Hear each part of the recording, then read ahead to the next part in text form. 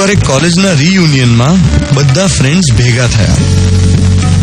લગભગ 15 વર્ષ પછી એકબીજાને મળતા હતા. કોઈ યુએસથી ખાસ આવેલું કોલેજના રીયુનિયન માટે, કોઈ દુબઈથી આવેલું, કોઈ મુંબઈથી આવેલું, કોઈ અમદાવાદમાં જ સેટલડ હતું.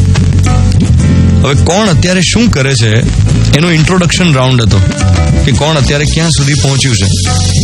રીયુનિયનમાં તો કેવું હોય કે એટલા બધા વર્ષો પછી બધા મળતા હોય ને એટલે બહુ આશ્ચર્ય થાય કે અરે વર્ષો પહેલા તું કેવો દેખાતો હતો અને હવે કેવો થઈ ગયો છું. અને એના પછીની બીજી વાત જે નીકળે કે શું કરે છે લાઈફમાં, અત્યારે શું ચાલે. એટલે એક જણે પોતાની જોબ પ્રોફાઇલ એક્સપ્લેન કરી કે યુએસમાં ડોનાલ્ડ ટ્રમ્પની સફળતામાં એનો કેટલો ફાળો હતો. એ એડમિનિસ્ટ્રેશનમાં કામ કરતો હતો ત્યાં. કોઈ સીએ હતું, કોઈ દુબઈમાં બિઝનેસ કરતું હતું, કોઈની પાસે હવે 5 ગાડીઓ હતી, બિઝનેસ એક્સપેન્ડ થયેલો હતો. હવે થયું એવું કે રિતેશ એ તો અમદાવાદમાં જ હતો અને સીધી સાદી જોબ કરતો હતો.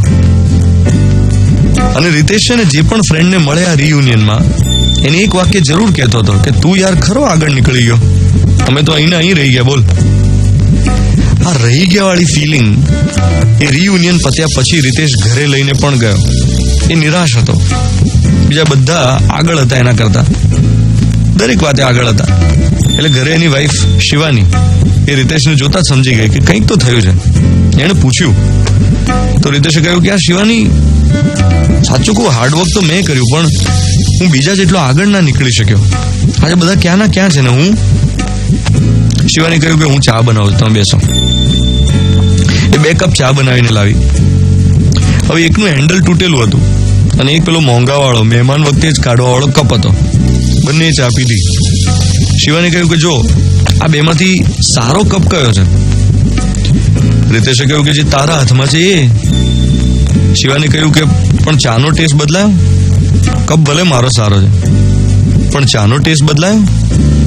કપની ડિઝાઇનનો ચા પર અસર પડ્યો નહીં ને.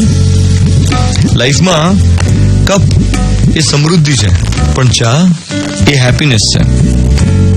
અને જીવનમાં ચાનો ટેસ્ટ અગત્યનો છે, કપનો નહીં. કપની ડિઝાઇન ગમે તે હોય, શું ફરક પડે. આજનો મૌલિક મંત્ર એ છે કે તમે ગમે એટલા સફળ હો પણ જીવનમાં આનંદ ના હોય તો એ સફળતા એ નકામી છે. એટલે ખુશીઓની ચા વધારે મીઠી થાય એવા પ્રયત્નો કરી દિવસની શરૂઆત કરીએ. 7:12 થઈ.